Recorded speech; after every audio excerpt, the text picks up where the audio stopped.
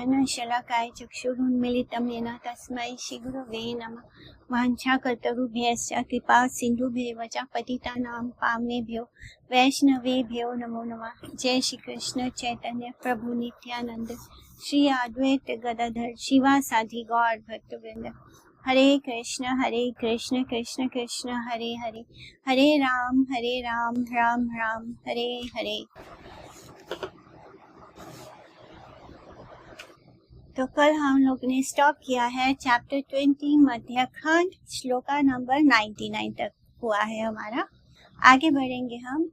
तो कल लास्ट में हमने क्या पढ़ा था कि श्री गौर सुंदर की जो लीलाएं हैं उनका हम जिन लोगों ने भी प्रत्यक्ष रूप से दर्शन किया है उनके अनुग्रह पूर्वक, यानी वो लोग जिन्होंने साक्षात गौर हरि के इन लीलाओं का दर्शन किया है, अगर वो लोग भी उन भाग्यहीन लोगों के सामने उन लीलाओं को बोलेंगे, उन कथा को बोलेंगे, तो भी क्या होता है, वो भाग्यहीन लोग, क्योंकि उनके पास सुकृति ना होने के कारण उनके सामने हम कथा भी बोलें तब भी वो उस पर विश्वास स्थापित नहीं कर सकते।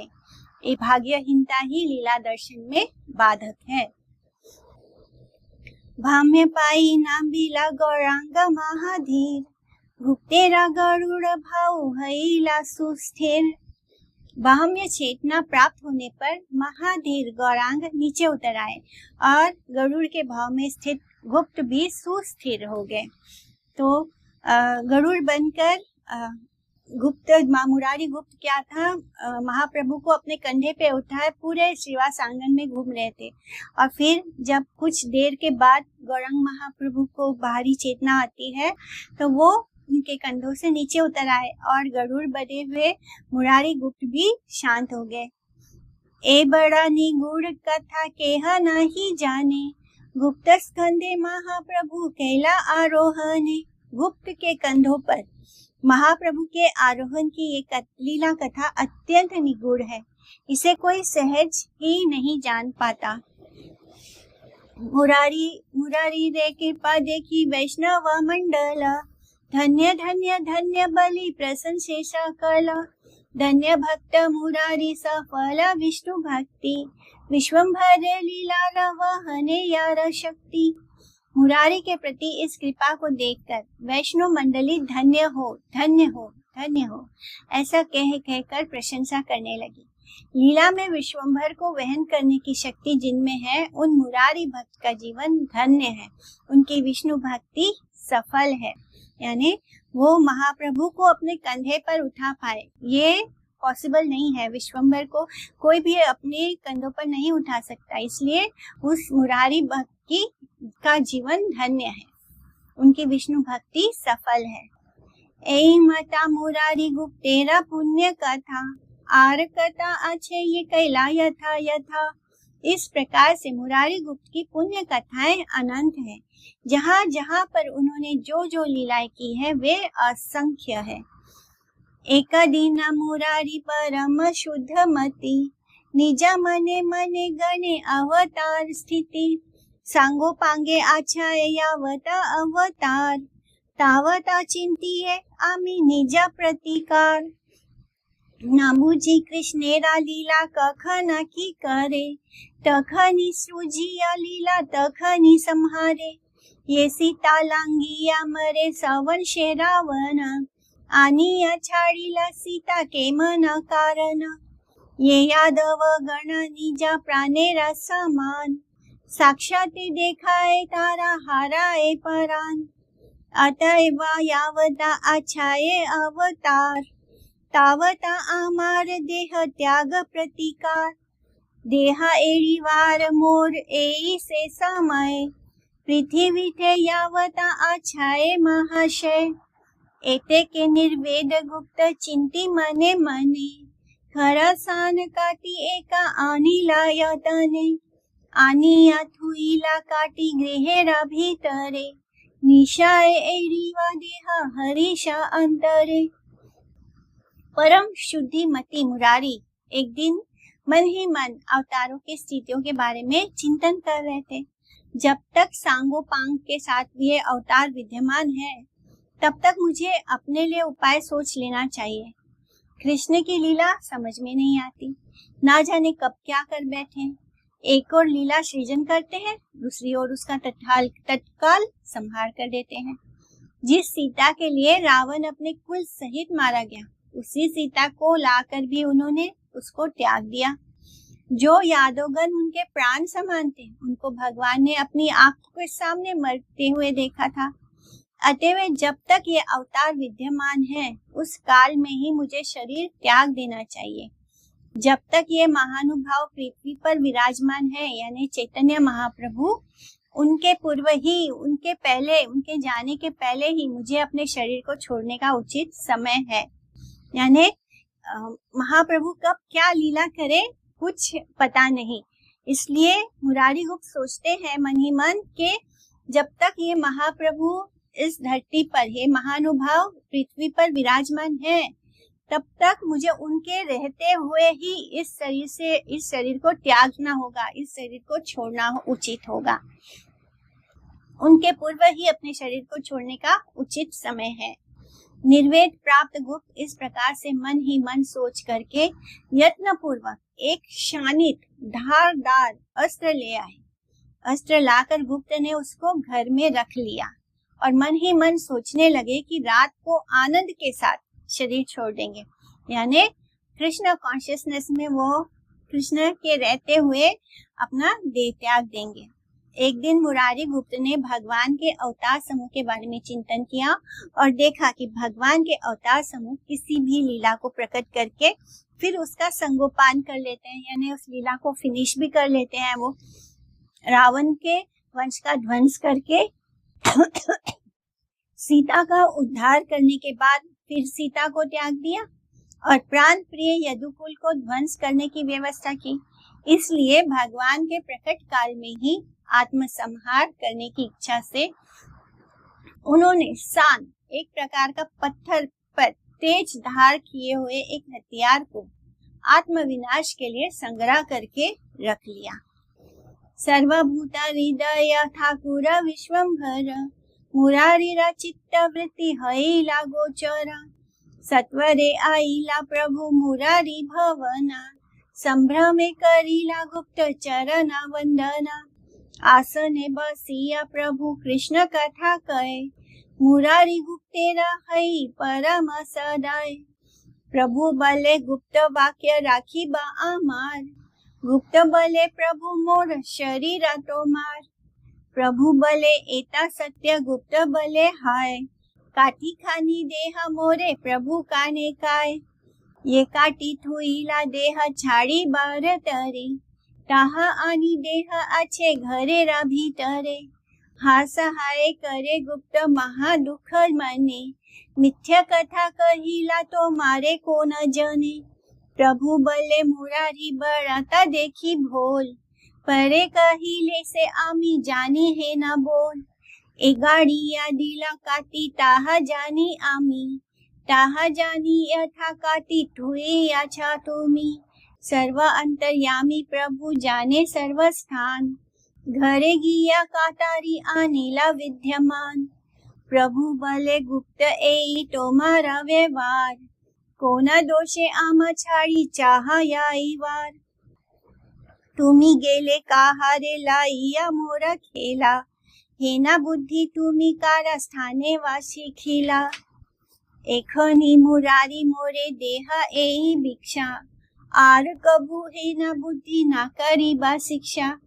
ठाकुर विश्वंभर सब प्राणियों के हृदय में वास करते हैं और इस कारण मुरारी ने जो सोचा था उसको ठाकुर जान गए। प्रभु शीघ्र मुरारी के घर की ओर चल दिए और उनको देखकर मुरारी ने संभ्रम सहित उनके चरणों की वंदना की। मुरारी के प्रति परम दयावान प्रभु आसन पर विराजमान होकर कृष्ण कथा कहने लगे। प्रभु ने कहा, गुप्त मेरी बात मानना। गुप्त बोला, प्रभु मेरा ये शरीर भी आपका है। प्रभु ने पूछा, ये सत्य है? गुप्त ने उत्तर दिया, बिल्कुल सत्य है। ये सुनकर प्रभु ने उनके कान में कहा, वो काटी छुरी मुझे दे दो। शरीर का त्याग करने के लिए जिस काटी को तुमने घर में छिपा कर रखा है उसको लाकर मुझे दे दो। मन में बड़े दुखी होते हुए गुप्त हाय हाय करने लगे। उन्होंने कहा, ये मिथ्या बात है, आपको किसने बता दी? प्रभु ने कहा, मुरारी तुम तो बड़े भोले मालूम होते हो, मुझे दूसरों से जानकारी लेनी पड़ती है, ऐसा कह रहे हो? मैं जानता हूँ किसने काटी बनाई है, मैं ये भी जानता हूँ काटी को तुमने कहाँ छुपा कर रखा है। सभी के अंतर्यामी प्रभु वे सब कुछ जानते हैं। प्रभु घर के भीतर गए, तेज कटार को स्वयं ही ले आए। प्रभु ने कहा, गुप्त तुम्हारा यही व्यवहार है, मेरा क्या दोष है जो मुझे छोड़कर तुम जाना चाहते हो? तुम चले गए तो मेरी क्रीड़ा किसके साथ संपन्न होगी? किससे तुमने वैसी बुद्धि सीखी है? तुम अभी मुरारी मुझे ये भिक्षा दो कि आगे कभी भी ऐसी शिक्षा ग्रहण नहीं करोगे, यानी आगे कभी तुम ऐसा नहीं सोचोगे, ऐसा कुछ नहीं करोगे। श्री गौर सुंदर ने मुरारी के साथ कृष्ण कथा कहते कहते कृपा पूर्वक, मुरारी मेरे वाक्य का पालन करो, इसके उत्तर में मुरारी ने कहा, ये शरीर भी आपका है। तब प्रभु ने उनके कान में कहा कि यदि तुमने ये बात सत्य कही है तो तेज धार की हुई कटारी को जिसे तुमने घर में छिपा रखा है उसको लाकर मुझे दे दो। कोले करी मुरारी रे प्रभु विश्वंभर, हस्त तुले दिला नीचा शरीरे रे ऊपर। मोर माथा खाओ गुप्त मोर माथा खाओ, यदि आर बार देहा छाड़ी बाड़े जाओ। मुरारी को गोद में लेते हुए प्रभु विश्वंभर ने उनके हाथों को अपने सिर के ऊपर रखकर कहा, गुप्त मेरी सब शपथ है, मेरी कसम खाओ, मैं मोर माथा खाओ, यानी मेरी कसम खाओ, मैं तुम्हें मेरे सर की कसम है, जो फिर कभी तुमने देह छोड़ने की इच्छा भी की तो। आथे व्याथे मुरारी परीला भूमि तले, पाखा लीला प्रभु चरण प्रेम जले। सुकृति मुरारी कांदे धरी या चरणा, गुप्त कोले करी कांदे शीश चिनंदना। व्यस्त होकर मुरारी भूमि पर गिर पड़े और प्रेम जल से प्रभु के चरणों का प्रक्षालन करने लगे। प्रभु के चरणों को पकड़कर सुकृतिवान मुरारी क्रंदन करने लगे। उधर प्रभु श्री सचिनंदन भी गुप्त को अपनी गोद में लेकर रोने लगे। ये प्रसाद मुरारी गुप्त तेरा प्रभु करे, ताहा वांछे रमा अज अनंत संकरे। जैसी कृपा प्रभु ने मुरारी पर की वैसी कृपा पाने की प्रार्थना रमा यानी लक्ष्मी जी, ब्रह्मा जी, अनंत देव और शंकर भी करते हैं। ऐसा देवता चैतन्य राभिन्न नाहे, इहारा अभिन्न कृष्ण वेदे यही कहे। से गौर चंद्र शेष रूपे मही धरे, चतुर्मुख रूपे से प्रभु सृष्टि करे। संहारे ओ गौर चंद्र त्रिलोचन रूपे, अपनारे स्तुति करे अपनार मुखे। भिन्न नाही भेद नाही ऐसा कला देवे, ऐसा कला देव चैतन्य पद सेवे। ये सब देवतागण देवगण चैतन्य से अलग नहीं है। वेद कहते हैं कि ये सब कृष्ण से अभिन्न है।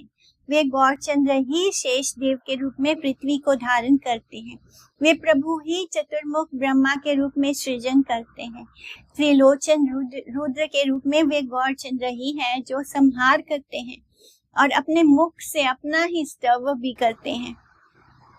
ये सब देवता चैतन्य से भिन्न नहीं है, चैतन्य के साथ उनका कोई भेद नहीं है। ये सब देवगण चैतन्य के चरणों की सेवा करते हैं। श्रुतियों के परस्पर भेद तात्पर्य का मीमांसक वेदांत दर्शन कहता है कि सभी देवतागण चैतन्य से अभिन्न है। अचिंत्य भेदा भेद ही वेदांत का तात्पर्य है। सभी देवता एक ही तात्पर्य परक होकर श्री चैतन्य देव की सेवा करते हैं, इसलिए वे सब अभिन्न हैं। सभी देवता भगवान के सेवक नहीं है, ऐसी प्रतीति ही भेद की ज्ञापन करती है। यानी जो कोई ये कहता है कि देवता इंडिपेंडेंट है और भगवान के दास नहीं है, तो ये क्या है? इसके कारण हम भगवान में और देवताओं में भेद करते हैं। श्री चैतन्य की सेवा को छोड़कर देवताओं का दूसरा कोई कार्य नहीं होता है, इसलिए वे सभी श्री चैतन्य के अचिंत्य भेदाभेद प्रकाश के स्वरूप हैं। अन्य देवता के सेवक जहाँ श्री चैतन्य के विलास में देवगण का प्रतिकूल विचार करते हैं, वहीं तत्व विरोध दिखाई देता है। एवं वेदांत के प्रतिपाद्य अभेद विचार के साथ संघर्ष शुरू हो जाता है। यानी जो देवताओं के दास हैं, अगर वो ये सोचने लगे कि जो देवता है वो अलग है, वो भी इंडिपेंडेंट है, वो ही भगवान है, तब यहाँ से हम गलत रास्ता पकड़ लेते हैं और हमारे विचारों के साथ संघर्ष शुरू हो जाता है। पक्षी मात्र यदि लया चैतन्येरा नाम, सेयो सत्य अयाई वाक्ये चैतन्येरा धाम। यदि पक्षी भी चैतन्य का नाम लेता है तो वो सचमुच ही चैतन्य के धाम को पहुंच जाएगा। यानी एक पक्षी वो भी अगर महाप्रभु का नाम ले तो क्या होगा, वो महाप्रभु के धाम को चला जाएगा। अस्फुट सुप्त चेतना वाले पक्षी भी यदि श्री चैतन्य का नाम का कीर्तन करता है तो वो भी चिद धर्म में रहकर परम मंगल को प्राप्त कर लेता है। वैकुंठ नाम साधारण माइक शब्द की भांति भगवान से अलग किसी अन्य वस्तु का वाचक नहीं है। यानी नाम और नामी दोनों एक है, उनमें कोई भेद नहीं है। इसलिए वह अपराध रहित उच्चारित शब्द नाम आभास जातीय होने के कारण पक्षियों को भी अवश्य मुक्ति दिला देता है। मुक्त आत्माएं भगवान के चिन्मय धाम को प्राप्त करती है। वहाँ कोई मिश्र धर्म नहीं होता है। कोई मिश्र धर्म नहीं होता, माने कोई मिक्स धर्म नहीं होता। वहाँ पे सब केवल एक ही धर्म है हमारा। वो क्या है कि हम भगवान के नित्य दास हैं और हमें भगवान की सेवा करनी है, हमें भगवान से प्रेम करना है। तो यही एक धर्म होता है भगवान के चिन्मय धाम में। सन्यासियों यदि नाही माने गौर चंद्र, जानी है से दृष्ट गुण गण जन्म जन्म अंध। सन्यासी होकर भी जो व्यक्ति गौरचंद्र को नहीं मानते हैं तो ये जान लेना चाहिए कि वो सब दुष्ट हैं और जन्म जन्म में सत्य वस्तु के दर्शन में वो अंधे हैं। यानी जन्म जन्मांतर तक वो दर्शन नहीं कर पाएंगे भगवान का। क्योंकि अगर कोई व्यक्ति सन्यासी है, सन्यास आश्रम में होकर भी गौरचंद्र को नहीं मानता है, तो क्या समझना चाहिए कि वो सब दुष्ट आत्माएं हैं और वो बहुत जन्मों तक भी इस सत्य वस्तु के दर्शन करने में अंधे रहेंगे। वरना आश्रम धर्म के परम उन्नत शिखर पर तुरिया आश्रम यानी संन्यास आश्रम अवस्थित है। ऐसे आश्रम में निवास करने वाले सन्यासी भी यदि गौरचंद्र से विद्वेष करते हैं तो मने ये कोई गारंटी नहीं है कि आप सन्यासी बन गए हैं और आप महाप्रभु से द्वेष करेंगे तो आपको कुछ नहीं होगा। सन्यास आश्रम जो है वो सबसे ऊपर है, उन्नत शिखर पर है। तब भी यदि आप गौरचंद्र से विद्वेष रखते हैं तो आपका अमंगल होना निश्चित है। ऐसे आश्रम में निवास करने वाले सन्यासी भी यदि गौरचंद्र से विद्वेष करते हैं तो जन्म जन्म में वे अंधे होकर सत्य वस्तु के दर्शन करने में असमर्थ रहते हैं। गौर विद्वेषी यति गण यानी गौर विद्वेषी सन्यासी गण दुराचारी है, कपटी दुष्ट दस्युगण ही तपस्वी का वेश धारण करके श्री गौ सुंदर की निंदा करते हैं। यानी जो कपटी होते हैं, जो दुष्ट होते हैं, जो डाकू टाइप होते हैं, दस्यु यानी डाकू, वो ही क्या करते हैं, तपस्वी का वेश धारण करके यानी खुद को सन्यासी बनाकर श्री गौ सुंदर की निंदा करते हैं।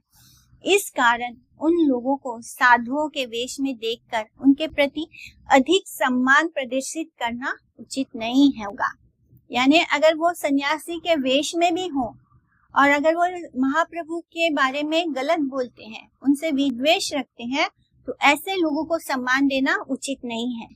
गौर निंदक सन्यासी लुटेरे, दस्यु, डाकू से भी अधिक घृणा के योग्य है। यानी अगर कोई गौर निंदक है तो वो सन्यासी होकर भी क्या है, डाकू से भी ज्यादा घृणित है। ये ना तपस्वीरा वेश ठाके वाटो यारा, यही मता निंदक का सन्यासी दुराचारा। निंदक का सन्यासी वाटो यारे नाही भेद, दुईते निंदक का बड़ा द्रोही कहे वेद।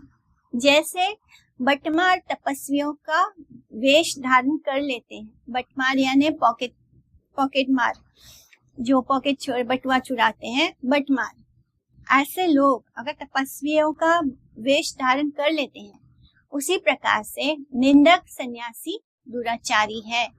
निंदक सन्यासियों और बदमार लुटेरों में कोई अंतर नहीं है, बल्कि दोनों में निंदक ही बड़ा दोषी है। यानी एक बदमार फिर भी ठीक है, लेकिन जो निंदा करता है महाप्रभु का वो क्या है, वो सबसे बड़ा दोषी है। वेद उनको द्रोही कहते हैं। ब्रह्मचर्य, गृहस्थ, वानप्रस्थ, संन्यास, इन चारों आश्रमों पर ब्राह्मणों का ही अधिकार है। क्षत्रियों का वानप्रस्थ तक अधिकार है, यानी क्षत्रिय जो होते हैं वो संन्यास नहीं ले सकते।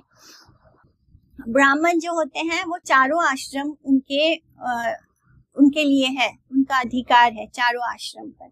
वो संन्यास आश्रम में भी जा सकते हैं। वानप्रस्थ यानी पहले वो ब्रह्मचार्य से गृहस्थ, गृहस्थ से वानप्रस्थ और वानप्रस्थ से संन्यास आश्रम। जो क्षत्रिय होते हैं वो पहले ब्रह्मचार्य आश्रम, उसके बाद वो गृहस्थ, उसके बाद वानप्रस्थ। उनका अधिकार वानप्रस्थ तक होता है। उसके बाद संन्यास जो होता है वो 2 प्रकार का होता है, नरोत्तम एवं धीर। वैदिक विधि पालन पूर्वक जो संन्यास ग्रहण किया जाता है उसको त्रिदंड ग्रहण कहते हैं। जो वैदिक विधि के पालन नियम अनुसार होता है, जो संन्यास लिया जाता है उसको बोलते हैं त्रिदंड ग्रहण।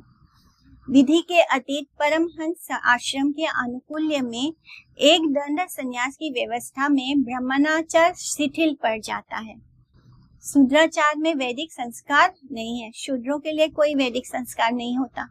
शूद्राचार संपन्न कोई व्यक्ति यदि तपस्वी के वेश में रहकर जीवन निर्वाह करने की चेष्टा से विधि पूर्वक दिए गए दान को लेने के लिए दौड़ता है तो वह फिर से शूद्र आचार में पर्यवसित हो जाता है। अगर कोई शूद्र आचार संपन्न कोई व्यक्ति तपस्वी का वेश धारण करता है, यानी किसी का स्वभाव शूद्र का हो और फिर भी वो तपस्वी का वेश धारण करता है और अपने जीवन निर्वाह करने की चेष्टा के लिए वो ऐसा वेश धारण करके जो विधि पूर्वक दान दिया जाता है उसके लिए वो दौड़ता है, तो यानी वो दान लेने के लिए ही ऐसा वेश धारण करता है, तो वो क्या कर रहा है, वो वापस से शूद्राचार में ही पर्यवसित हो जाता है, यानी वो फिर से शूद्र ही हो जाता है। ये तपस्वी का स्वभाव नहीं होता कि वो दान के पीछे भागे। त्रिदंड जिन लोगों की उपजीविका है उन लोगों को शास्त्र भांड कहते हैं। जो लोग दिखावे के लिए त्रिदंड सन्यासी का वेश धारण करते हैं, यानी जो उपजीविका यानी अपनी जीविका के लिए, अपने जीविका यानी अपने दान पुण्य प्राप्त करने के लिए, अपने भोजन की व्यवस्था करने के लिए जो त्रिदंड को धारण करते हैं, ऐसे लोगों को शास्त्र क्या कहता है, भंड। वे सब उत्तम आसन प्राप्त करते हुए भी धर्म का तात्पर्य न जानने के कारण अधर्म को धर्म कहकर प्रचार करते हैं। तो ऐसे ही लोग होते हैं जो ढोंगी होते हैं, जिन्होंने संन्यास आश्रम को क्यों एक्सेप्ट किया है, ताकि वो अपने जीवन निर्वाह कर सके। तो संन्यास का लक्ष्य जीवन निर्वाह करना नहीं होता है। संन्यास का लक्ष्य होता है कि हम सब कुछ त्याग कर अपना सारा समय भगवान के लिए व्यस्त हो जाए। यानी जो समय हमें इस संसार में रहकर संसार के कार्य करते हुए नहीं मिल पा रहा था भगवान के लिए, जब हम संन्यास लेते हैं तो वो सारा समय भगवान के लिए होता है, इसलिए संन्यास लिया जाता है। लेकिन यहाँ पे अगर हम संन्यास आश्रम इसलिए ले रहे हैं क्योंकि हम अपने जीवन निर्वाह कर सके, तो ऐसे लोग क्या करते हैं, वो अधर्म को धर्म बोलकर उसका प्रचार करते हैं। मायावादी एक दंडी गण शूद्राचार संपन्न होने के कारण परमहंस धर्म से वंचित हो जाते हैं। जो मायावादी एक दंड सन्यासी होते हैं उनका आचार कैसा होता है, शूद्राचार होता है। यानी जैसे अभी हमने पढ़ा, शूद्राचार क्या होता है कि जो जीवन निर्वाह करने के लिए दान के पीछे भागते हैं, तो ऐसे होते हैं मायावादी एक दंडीगण शूद्राचार संपन्न होने के कारण वो कभी भी परमहंस धर्म से के लेवल पर नहीं पहुंच पाते हैं, इसलिए वो परमहंस धर्म से वंचित हो जाते हैं।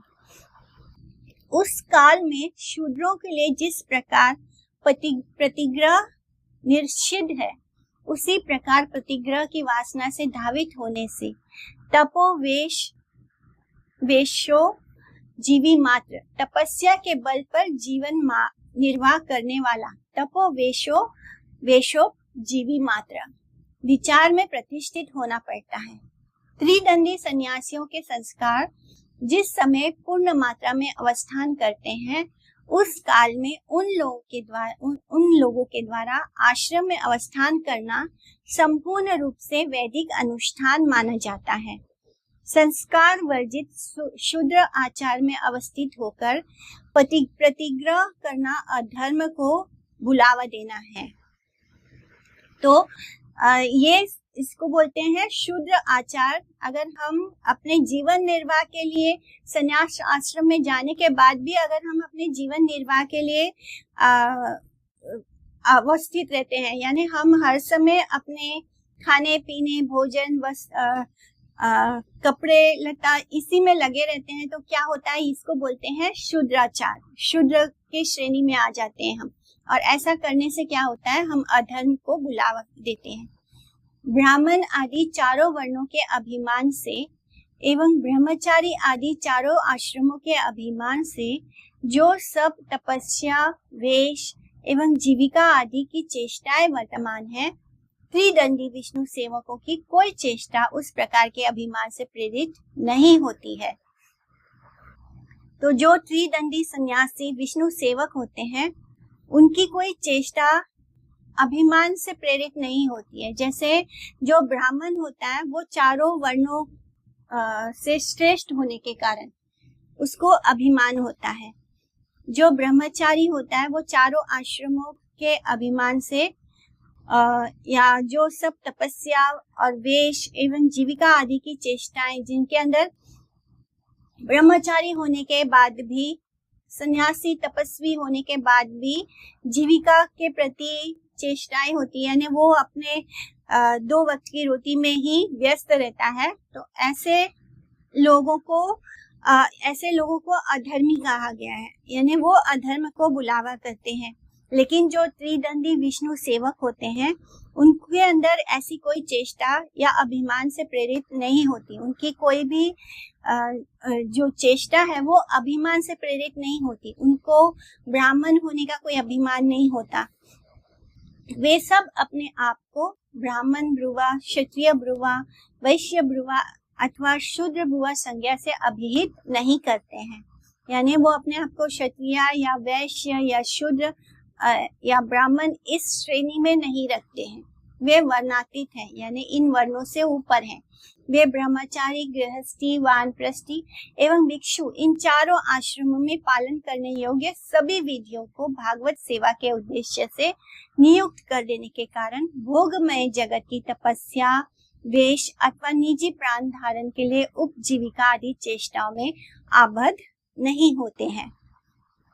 वे सब श्री नारद पंचरात्र में कथित आराधितो यदि हरि श्लोक का पाठ कर चुके हैं, अतएव तपस्या के प्रति नियमाग्रह प्रकाश अथवा नियम आग्रह प्रकाश पूर्वक हरि आराधना में विमुक्ता का प्रदर्शन नहीं करते हैं। बाहरी वेश के प्रति उन लोगों का कोई आदर नहीं है। गृहस्थ के वेश में उन लोगों के सम्मान की हानि नहीं होती। सन्यासी के वेश में वे अपने आप को उन्नत समझकर अभिमानी नहीं होते।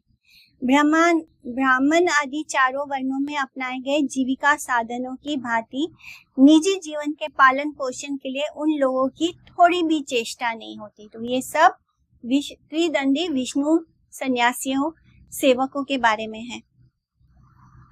त्रिदंडी विष्णु सेवक विष्णु वैष्णव की सेवा के उद्देश्य से वे उपार्जन करते हैं, परंतु निजी सेवा के कारण वे ब्राह्मण आदि की भांति वृत्ति जीवी मात्र नहीं बनते हैं। तो जो ब्राह्मण होता है वो अपने लिए जो भिक्षा करता है वो स्वयं के लिए करता है, लेकिन जो ये त्रिदंडी विष्णु सेवक सन्यासी होते हैं, ये जो भी उपार्जित करते हैं, जो भी धन या भोजन वगैरह इकट्ठा करते हैं तो वो किसके लिए करते हैं? विष्णु और वैष्णवों की सेवा के लिए। उनका वो ये सब कुछ अपने स्वयं के लिए नहीं करते जैसे कि ब्राह्मण आदि करते हैं। ब्राह्मण आचार वर्जित होकर दूसरों से दान ग्रहण करके निजी जीवन का पालन पोषण करने से अधपतन होता है। अगर ये लोग भी ब्राह्मण आचार वर्जित होकर यानी दूसरों से इसलिए दान लें कि उससे हम अपना स्वयं का पालन पोषण करें, तो इससे क्या होगा? अधपतन होगा। और ये जानकर कोई भी विष्णु सेवक अपने उदर, अपने पेट के लिए अथवा भोग के उद्देश्य से किसी भी द्रव्य का यानी धन संपदा का प्रतिग्रह नहीं करता है, परंतु वृत्ति जीवीगण त्रिदंड का आश्रय करके अपने व्यवहार के लिए उपयोगी सभी विषयों का भोग करते करते रावण आदि की भांति कपटी तपस्वियों के वेश में तपस्या के प्रति अभिनिवेश प्रदर्शित करते हैं। तो कुछ ऐसे भी त्रिदंडी सन्यासी होते हैं, वृत्ति जीवीगण, जो वो त्रिदंड का आश्रय लेते हैं और क्या करते हैं? ये इन लोगों को कपटी कहा गया है, जो रावण के भांति हैं, जो तपस्वी का वेश धारण करके त्रिदंड सन्यासी का वेश धारण करके चलते हैं और जितना भी द्रव्य वगैरह होता है, धन संपदा, उसको अपने स्वयं की इंद्रियों तर्पण के लिए यूज करते हैं। और ये लोग क्या करते हैं? इंद्रिय तर्पणता जीव को वर्ण धर्म एवं आश्रम धर्म से प्रतिष्ठित करवाकर भगवान से विमुख करवा देती है। भगवान से ऐसा करने से क्या होता है? हम भगवान से विमुख हो जाते हैं। इस कारण उत्तम आसन पर आरूढ़ रहने की को अभिमानी अधर्मज्ञ जनगण मायावाद का प्रचार करते हुए जो धर्म, अर्थ, काम एवं मोक्ष की बात करते हैं, जो मायावादी होते हैं, वो सब शूद्र उचित दान ग्रहण लालसा मात्र है और वो तपस्वी के वेश में जीवन धारण करने के लिए अपनाई गई कपटता मात्र है। वही शूद्राचार है एवं वैसा शूद्राचार ही कली जनित कार्य है। वे ही गौर सुंदर के अनुगत्य का परित्याग करके बटमार लुटेरों के भांति कार्य करते हैं एवं शुद्ध गौर भक्तों को आक्रांत करते हुए नरक जाने को प्रस्तुत रहते हैं। बटमार गण इस प्रकार के मायावादी सन्यासी शूद्रों की अपेक्षा श्रेष्ठ है। जो पॉकेट मार होता है वो इस तरह के जो ढोंगी सन्यासी होते हैं, मायावादी सन्यासी, और शूद्रों की अपेक्षा वो श्रेष्ठ होता है।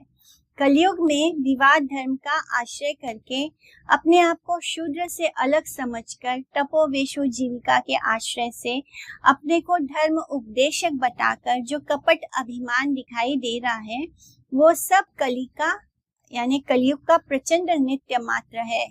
कलयुग में ऐसा ही होगा कि हम बहुत सारे ऐसे लोग दिखेंगे जो तपस्वी के वेश में होंगे, लेकिन वो उस वेश में क्या कर रहे हैं? शूद्राचार कर रहे हैं। वो अपनी जीविका अर्जित कर रहे हैं, अपने इंद्रियों की तृप्ति के लिए लोगों से धन और भिक्षा ले रहे हैं और गलत धर्म का दिखाते ऐसे हैं जैसे कि वो धर्म उपदेशक हैं, लेकिन वो धर्म उपदेशक के मार्ग से क्या करते हैं? भगवान से हमको विमुख कर देते हैं। तो ये सब कली का प्रचंड नित्य मात्र है। इस कारण श्रीमद् भागवत के अंतिम स्कंद में इस घृणा योग्य आचरण का उल्लेख किया गया है। श्रीमद् भागवत में कथित सप्तम स्कंद 13वां अध्याय के 32 श्लोक के विचार का अतिक्रमण करके जो सब वर्ण ध्रुवा अभिमानी जन केवल नाम के वास्ते वर्ण के अभिमान में प्रमत्त जनगण विपथगामी होते हैं, उन लोगों के चाल चलन को ध्यान में रखते हुए इस श्लोक की अवतारणा हुई है। प्रकृतम पतिता श्रेयान्य एको यात्यधा स्वयं वका वृत्ति स्वयं पापा पातयत्य परानपि हरन्ति दस्यो कुटयम विमोह्यास्त्रै नरनाम धनम चरित्रैर रति तीक्ष्णोन ग्रैर वादै रेवम वक्रव्रता। प्रत्यक्ष रूप से पतित व्यक्ति तुलना में अच्छा है क्योंकि वो अकेला ही अधोगमन करता है, परंतु वक्र धर्मी पापिष्ट व्यक्ति अपने आप को एवं दूसरों को भी नरक में गिरा देता है। यानी एक कोई पापी व्यक्ति हो तो वो ऐसे व्यक्ति की तुलना में बेहतर है, क्योंकि अगर कोई पापी है तो क्या होगा, वो केवल अपना विनाश करेगा। लेकिन अगर कोई सन्यासी के वेश में हो, खुद को धर्म का उपदेशक मानता हो, धर्म का प्रचार करने वाला बताता हो, तो ऐसा व्यक्ति क्या करता है, खुद तो नरक जा ही रहा है लेकिन अपने साथ अपने बहुत सारे फॉलोअर्स को भी नरक में गिरा देगा। दस्युगण सुनसान जगह पर हथियारों के द्वारा मोह का भय उत्पन्न करके लोगों के धन का अपहरण करते हैं। यानी जो डाकू होते हैं वो क्या करते हैं, वो हमको किसी सुनसान जगह पर देखेंगे और अपने हथियारों का हमारे अंदर भय उत्पन्न करेंगे और हमारा धन लूट लेंगे। वक्रव्रती कपट आचारी जन मर्म भेदी वाक्यों के द्वारा लोगों में मोह उत्पन्न करके उन लोगों के धन का हरण करते रहते हैं। तो इसी तरह डाकू तो सुनसान जगह पे जाकर हथियार का डर भय दिखा के लोगों का धन अपहरण करता है, लेकिन जो वक्रव्रती हैं, जो कपट आचारी सन्यासी गण साधु गण हैं, वो क्या करते हैं, वो बहुत वेदों के शब्द बोलेंगे, मर्म भेदी वाक्यों के द्वारा क्या करते हैं, लोगों को